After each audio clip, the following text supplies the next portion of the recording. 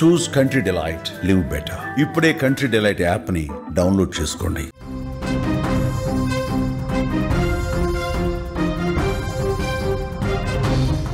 హైదరాబాద్లో కుండపోత వర్షం, రాత్రి నుంచి ఒకటే వాన. జనజీవనం పూర్తిగా అస్తవ్యస్తమైపోయింది.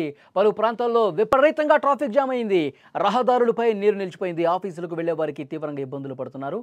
రంగంలోకి జీహెచ్ఎంసీ, హైడ్రా, ఎమర్జెన్సీ టీంలు వచ్చాయి. లోతట్టు ప్రాంతాల్లో సహాయక చర్యలు తీసుకుంటున్నాయి. రాబోయే కొన్ని గంటల పాటు భారీ వర్ష సూచన ఉన్నట్టు సమాచారం వస్తోంది. వాతావరణ శాఖ ఇప్పటికే హెచ్చరిక జారీ చేసింది. అప్రమత్తంగా ఉండాలని చెప్పింది. భారీ వర్షానికి హైదరాబాద్ మొత్తం కూడా తడిసి ముద్దైపోయింది. గురువారం రాత్రి నుంచి కుండపోత వర్షం కురుస్తోంది. నాన్ స్టాప్గా దంచి కొట్టడంతో నగర వాసులు తీవ్ర ఇబ్బంది పడుతున్నారు. ఉదయం తగ్గినట్టు కనిపించింది. మళ్ళీ దంచి కొట్టడంతో ఆఫీసులకు వెళ్ళేవాళ్ళు, పనుల మీదకు వెళ్ళేవాళ్ళు, ఏదైనా పని మీద బయటకు వచ్చిన వాళ్ళు అందరూ కూడా నానా రకాలుగా ఇబ్బందులు పడ్డ పరిస్థితుంది.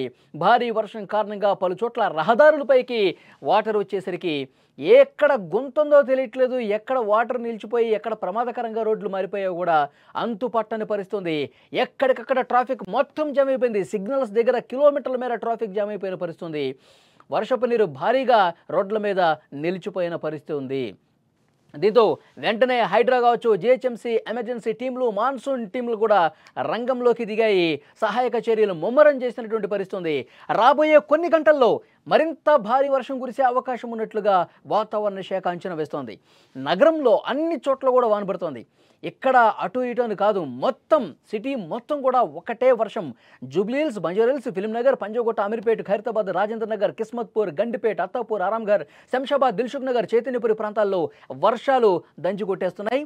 అటు కుత్బుల్లాపూర్, సుచిత్ర, కోంపల్లి, గండిమైసమ్మ, దుండిగల్, గుండ్లపోచంపల్లి, బహదూర్పల్లి, సూరారం, జిడిమెట్ల, చింతల్, షాపూర్, గాజుల రామారం, జగద్గిరిగుట్ట, బాలానగర్, శంకర్పల్లి, మోకిలాతో పాటు ఇతర ప్రాంతాల్లో కూడా వర్షం బీభత్సం సృష్టిస్తోంది. ఉదయం నుంచి కూడా చాలా చోట్ల కుండపోతగా వర్షం పడింది. ఉదయాన్నే 5 గంటలకు 6 గంటల సమయంలో చిన్నగా తుంపరగా పడుతున్నటువంటి వర్షం ఒక గంట వ్యవధిలోనే సరిగ్గా 7 గంటల సమయానికి కుంభవృష్టిలాగా కురిసేసింది. చాలా ప్రాంతాలు, లోతట్టు ప్రాంతాల వైపు వర్షం దూసుకుంటూ వస్తుంది. ఎగువ నుంచి వస్తున్నటువంటి వర్షం, అక్కడ పడుతున్న వర్షం లోతట్టు ప్రాంతాలని ముంచేసే స్థాయిలో వరద పారుతున్నటువంటి పరిస్థితి ఉంది. హైదరాబాదులోనే కాదు, తెలంగాణలో కూడా మిగతా జిల్లాల్లో కూడా వర్షాలు పడతా ఉన్నాయి. వచ్చే 24 గంటల్లో తెలంగాణ వ్యాప్తంగా తేలికపాటి జల్లులతో పాటు కొన్ని చోట్ల భారీ వర్షాలు పడతాయి. వాతావరణ శాఖ విషయం చెప్పింది. ఆదిలాబాద్, జగిత్యాల, కొమరం భీం ఆసిఫాబాద్, మహబూబ్ నగర్, నారాయణపేట, నిర్మల్, నిజామాబాద్ జిల్లాల్లో తేలికపాటి ఉరుములతో కూడినటువంటి వర్షాలు పడే అవకాశం ఉంది. జనగాం, కామారెడ్డి, కరీంనగర్, మెదక్, మేడ్చల్, మల్కాజ్గిరి, పెద్దపల్లి, రాజన్న సిరిసిల్ల, రంగారెడ్డి, సంగారెడ్డి, సిద్దిపేట, వికారాబాద్, వరంగల్, హన్మకొండ, యాదాద్రి భువనగిరి జిల్లాల్లో కొద్ది గంటల్లో మోస్తరు వర్షంతో పాటు గంటకు 40 నుంచి 60 కిలోమీటర్ల గరిష్ట వేగంతో గాలులు వీచే అవకాశం ఉంది. గాలులతో పాటు ఉరుములు, మెరుపులతో కూడినటువంటి వర్షాలు కూడా వచ్చే అవకాశం ఉందని చెప్తా ఉన్నారు. బయటకి పొలం పనుల మీద ఎక్కడన్నా బయట ప్రదేశాలకు వెళ్ళినప్పుడు, పొలాలకు వెళ్ళినప్పుడు చాలా జాగ్రత్తగా ఉండాలి. ఉరుములు, మెరుపులతో కూడిన పిడుగులు పడే అవకాశం ఉంది. గత నెలలో పిడుగుల ధాటికి 9 మంది, కేవలం తెలంగాణలోనే 9 మంది రైతు కూలీలు పిడుగుల బారిన పడి చనిపోయినటువంటి పరిస్థితి. కాబట్టి అధికార యంత్రాంగం చాలా స్పష్టంగా చెప్తోంది, పంట పొలాలకు వర్షాలు బాగా పడుతున్నటువంటి సమయంలో వెళ్ళకండి. ఒకవేళ వర్షానికి పడుతున్నప్పుడు చెట్ల కింద నిలబడవద్దు. ఎత్తైనటువంటి వస్తువులు, ఏదైతే చెట్లు కావచ్చు, కొండలు, గుట్టల దగ్గర అస్సలు నిలబడవద్దు.